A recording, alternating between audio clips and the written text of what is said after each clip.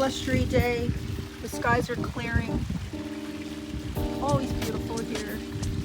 But I came out to find that John is sort of surprising me a little bit and started shelves for the greenhouse. And wow, look how amazing. I'll have all of this shelf space up here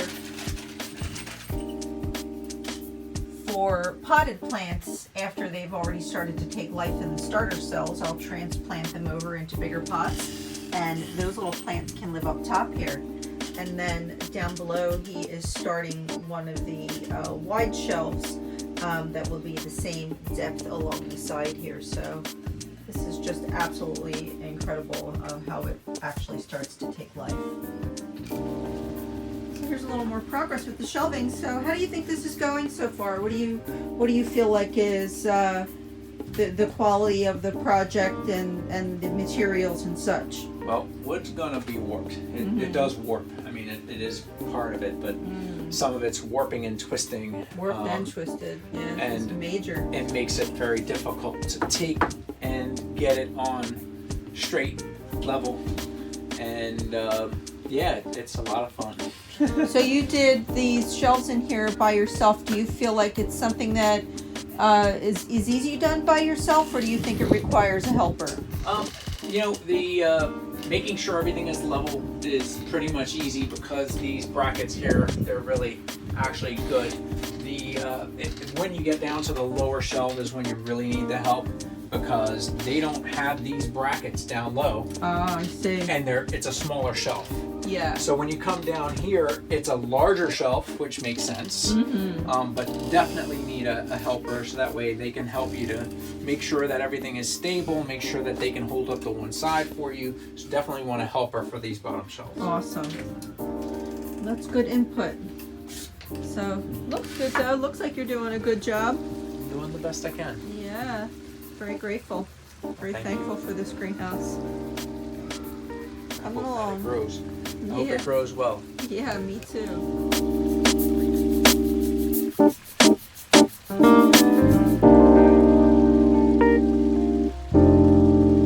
Well, it's another day of more progress. I can't wait to show you all the shelves are done in my greenhouse, and John is working on the walkway in the front, and oh, it's going to look so nice when it's done. Today we are working on a little bit more reinforcing of the greenhouse. Just wanted to show you also my amazing shelves. Oh my gosh, I still am just awestruck when I come out here. It's nice and warm in here, huh? It is, it sure is. Oh gosh. That won't close all the way. So careful.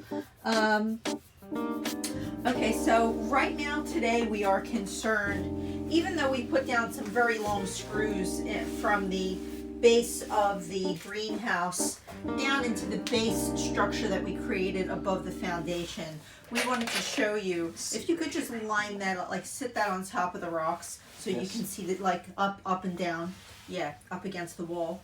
So you can see how long this nail is. I think it's at least 10 inches. No, you're Oops, good. Okay. Sorry, the door swung open. It's at least 10 inches, and you can see how far it got driven down there. So when that screw goes into it's going to go all the way down into the gravel, and it's not only going to secure this greenhouse structure to the wood base structure, it is going to go down into the rock foundation base.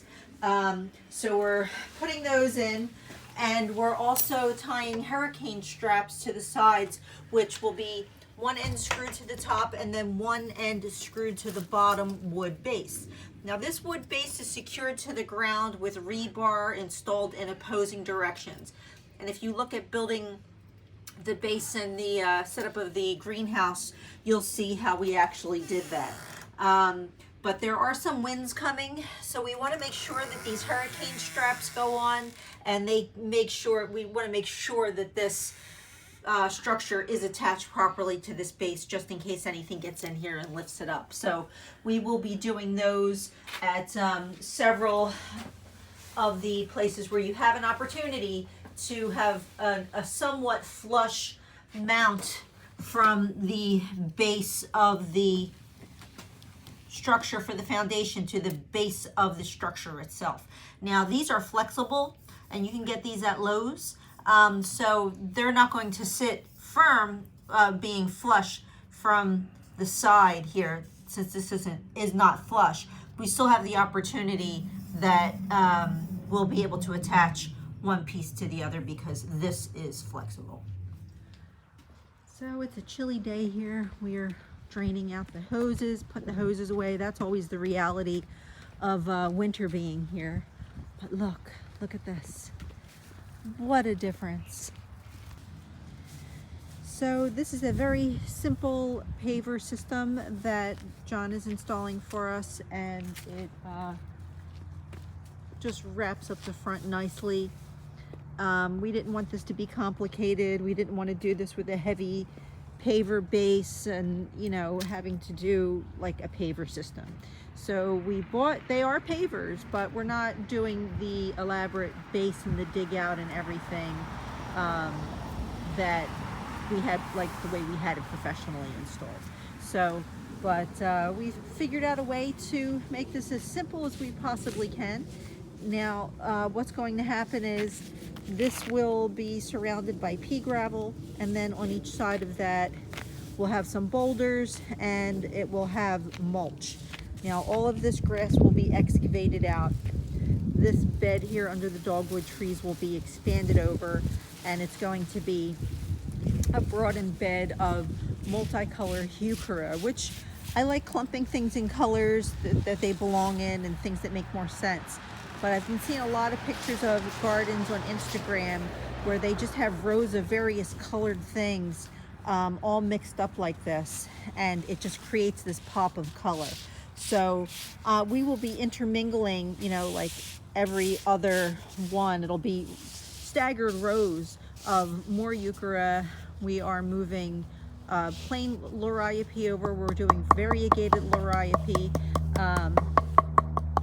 And there will be Russian sage, veronica, alliums, all sorts of stuff getting installed out here and planted along this walkway. So it's going to be a woodland walkway.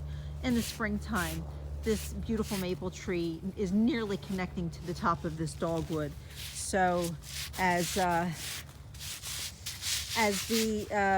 you know, installation goes in more permanent, we will, in the springtime, because it's winter now, we will be adding a little berm to it. Excuse me, Mr. Farmer John.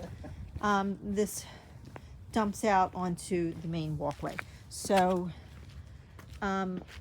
this was a very cost-effective way for us to create an additional walkway, alleviate some of the grass, and have just a natural area with plants of colors and things that are going to attract birds and bees and butterflies, so that they make their way to our backyard. And yes, in case you were wondering, Farmer John works 7 days a week.